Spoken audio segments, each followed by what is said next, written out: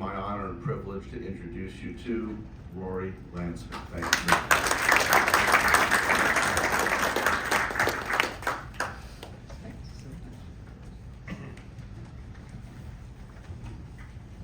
You know, Hillcrest High School and Columbia Law School had fine reputations until I got there, apparently.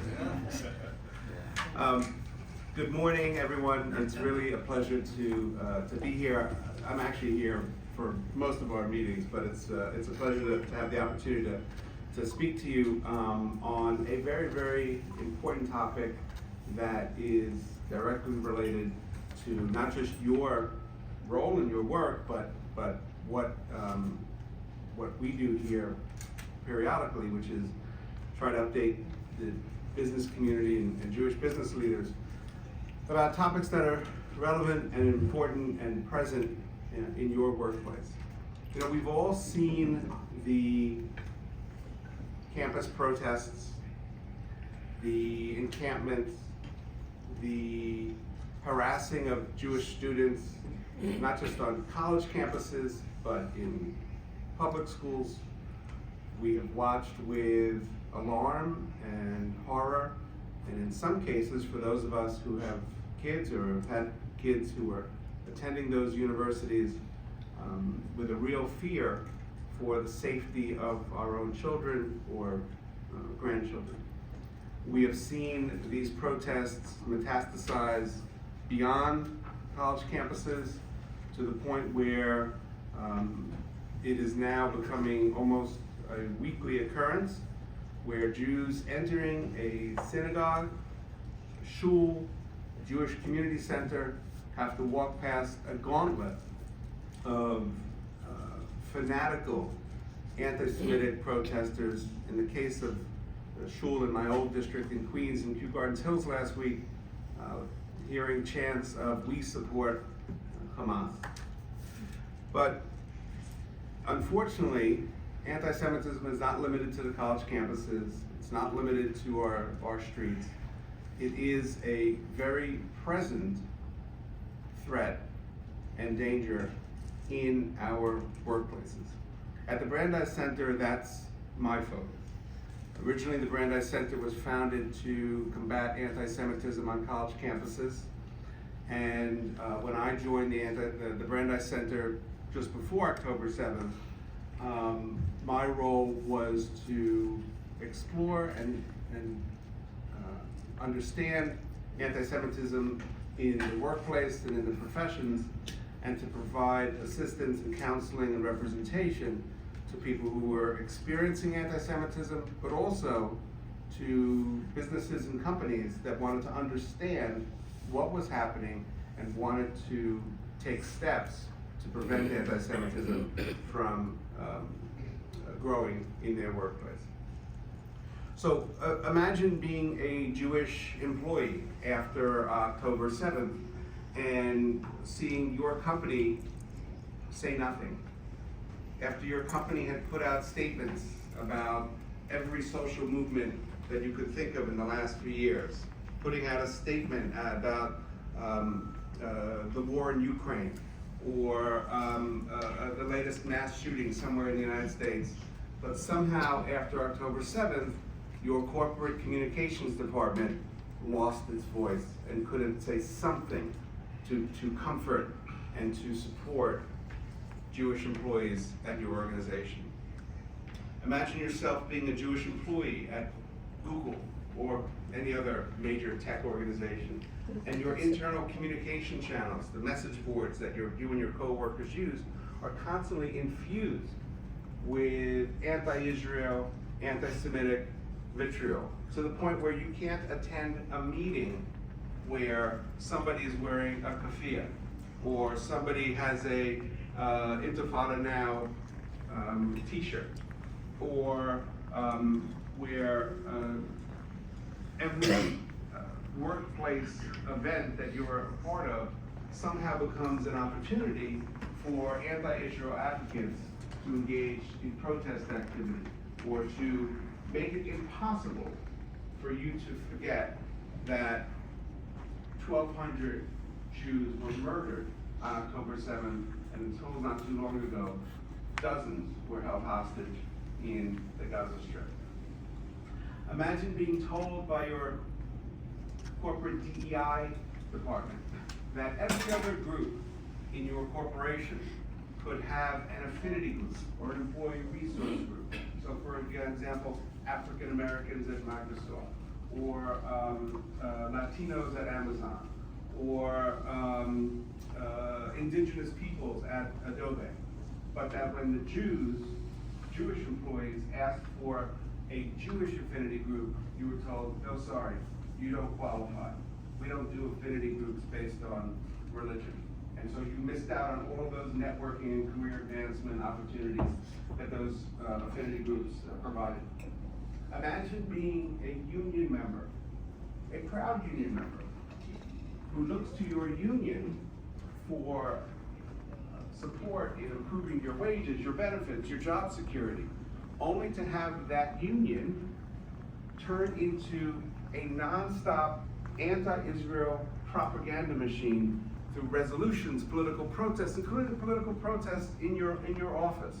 One of our achievements, which I'm very proud of, it's very close to home here in Nassau County, we represented lawyers who worked at Nassau County Legal Aid and who were represented by the UAW, were facing expulsion from their union for standing up to the union's nonstop campaign of anti-Israel fanaticism. Anti-Semitism in the workplace is a real thing.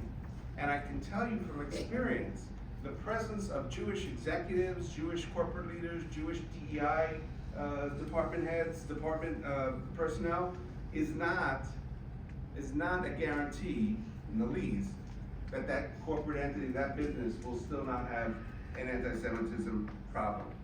In 2024, the American Jewish Committee did a survey and found that 22% of Jewish Americans say they have avoided wearing or displaying something that would identify them as Jewish, have felt unsafe or uncomfortable in their workplace because of their Jewish identity, have felt or been excluded because of their assumed or actual connection to Israel, and felt or been excluded because of their Jewish identity. That is more than 1 in 5 Jewish employees, and I want you to consider the fact that since most Jews live in areas where there are large Jewish populations, how bad it must be that in an area where there is a significant Jewish population, still over 20% of Jewish employees feel and have experienced anti-Semitism.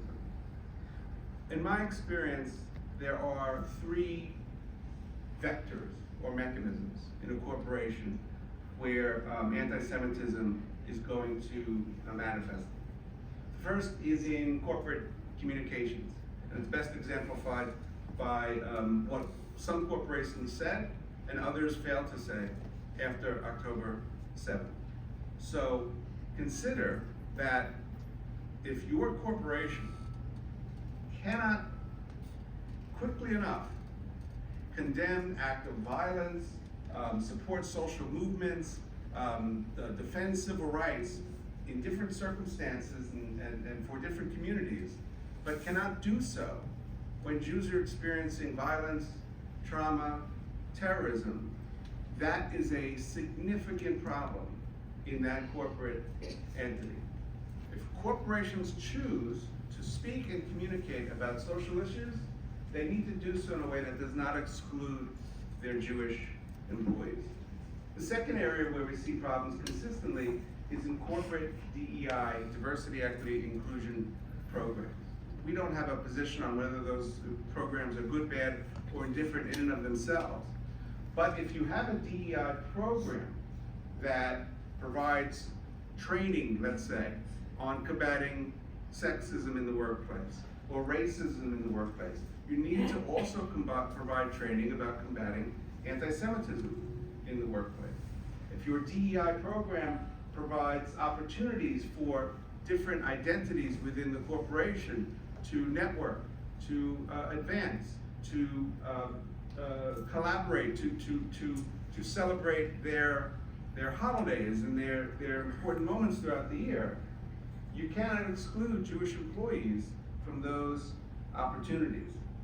In fact, sadly, in numerous DEI programs around the country, they have been actively anti-Semitic in their programming and identifying Jews as some kind of oppressor class of people who are not entitled to the same protections. And then the third is outright anti-Israel advocacy amongst employees in the workplace. I have clients who are in a workplace where, as I said earlier, they have coworkers walking around with keffiyehs. They have posters on people's cubicles saying "Intifada now," and from the river to the sea. These are calls for violence against Jews that Jewish employees have to see and experience in their workplace. So what can you do about it? I'm here to give you, how many things am I here to give you? I'm here to give you 4 things that you can do, and you must do. And if you're not a decision maker in your company, if you're not an owner in your company, as a Jewish employee of your company, these are 4 things that you should demand that your employer does. The first is, you need to define anti-Semitism in order to defeat it. Now that may seem obvious, but there is a significant debate that is roiling the legal community and the Jewish community, despite the fact that there is a consensus understanding about how to define anti-Semitism.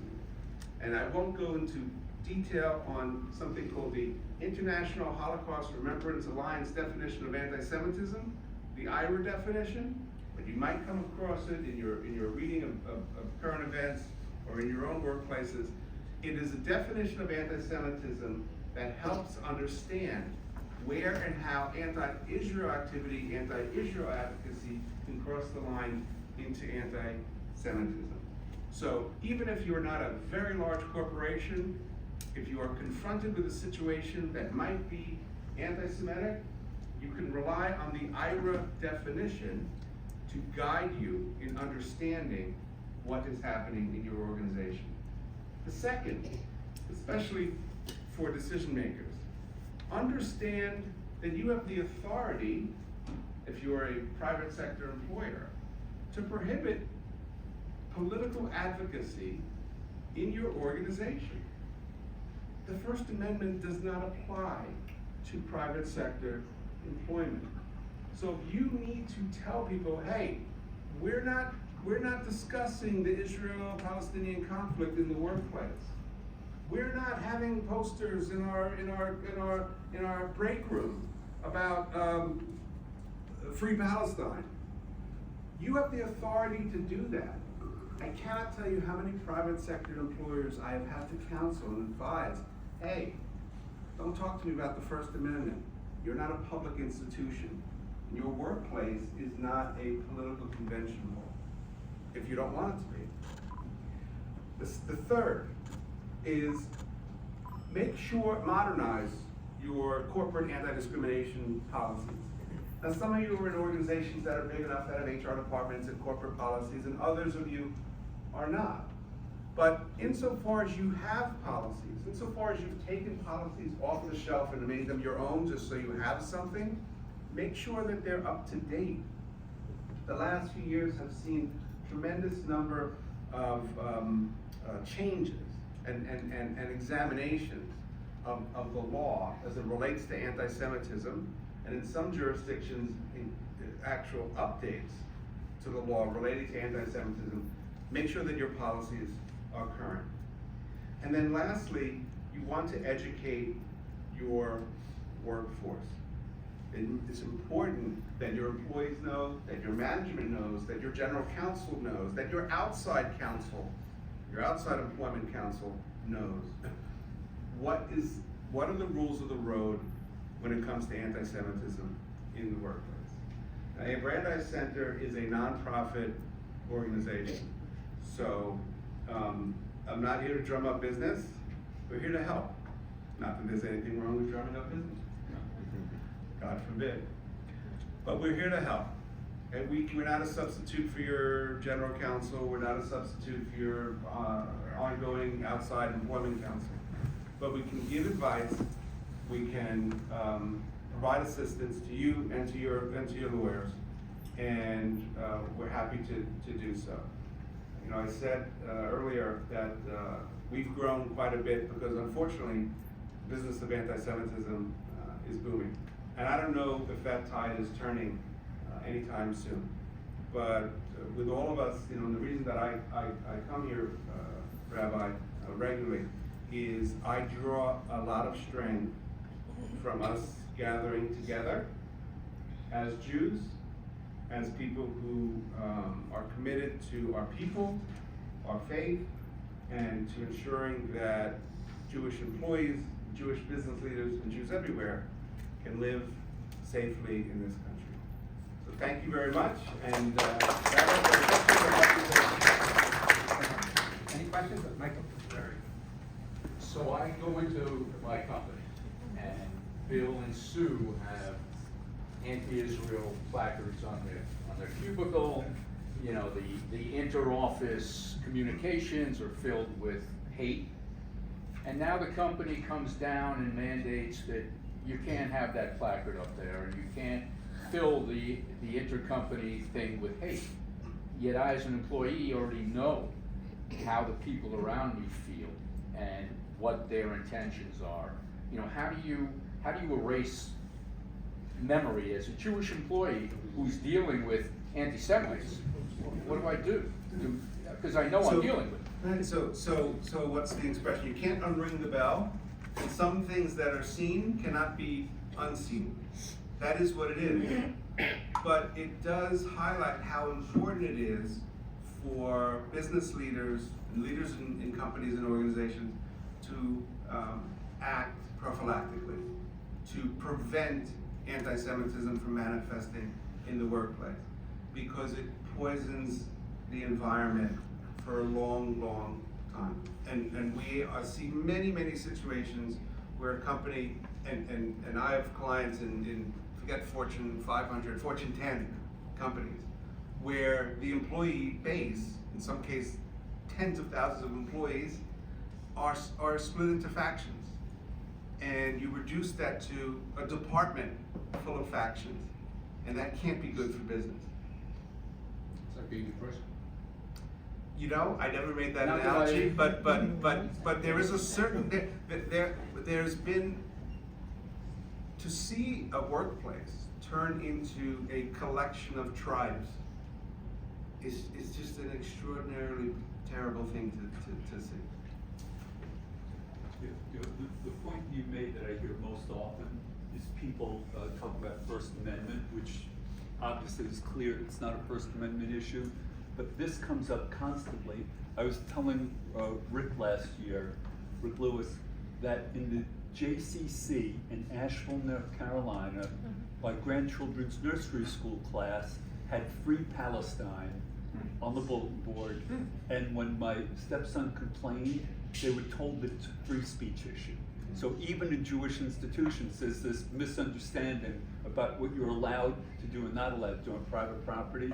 So that's So my most interesting example of this is there were a number of Jewish summer camps in the first summer after October 7th, so in the summer of 2024, where counselors and staff were showing up to Jewish summer programs wearing from the river to the sea, keffiyehs, the Israel, the Israel emblem, an emblem with the entire land of Israel with like a Palestinian colors.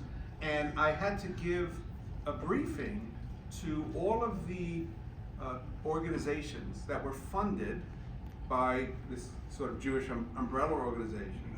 And I spent a considerable time at the beginning getting out of their head this notion that the First Amendment allows Jewish campers to be surrounded by violent anti-Israel propaganda. Isn't the real problem that there are Jews that believe in Palestine? So I'll tell you something. That's a real problem, and there are Jews that voted for Mamdani. So, not to make this political, but I'll make an observation. God forbid. Coming from me. Most of the clients that I have, very few of the clients I have are religious, are from Orthodox individuals. I represent so many people who are completely non-observant in any ritualistic sense. I've represented Jews who told me flat out, listen, I'm an atheist, I don't believe in God, but I'm Jewish, and so I care about the fact that my company is filled with people who want to kill Jews. We are a diverse people, and of all different sizes, flavors, colors, and beliefs.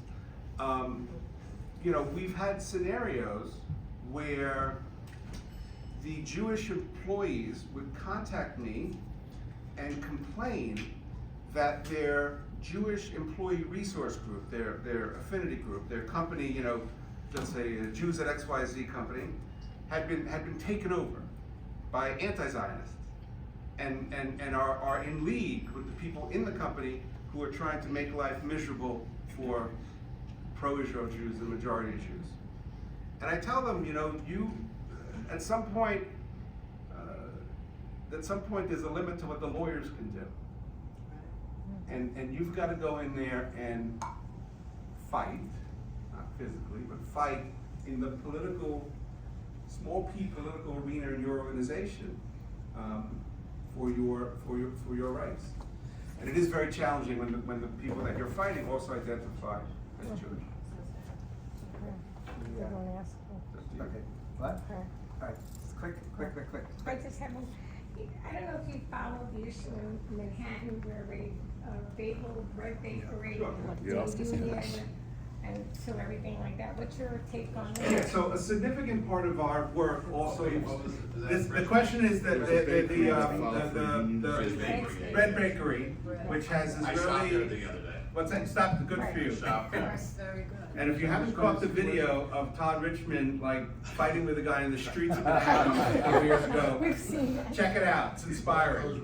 If you ever need some strength. So we're working with that bakery. A significant part of our practice and my work in particular is combating the boycott, divestment, sanction, BDS movement, and using the legal tools that are available.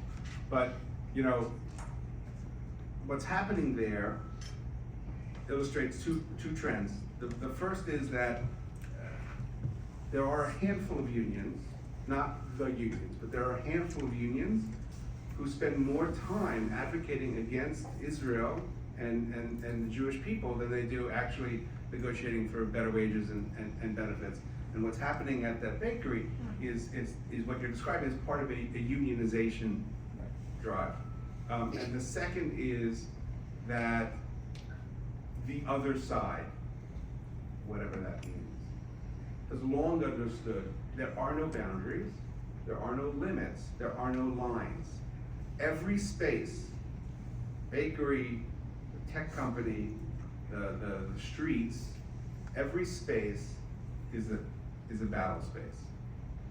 And the lawyers are trying to do our part.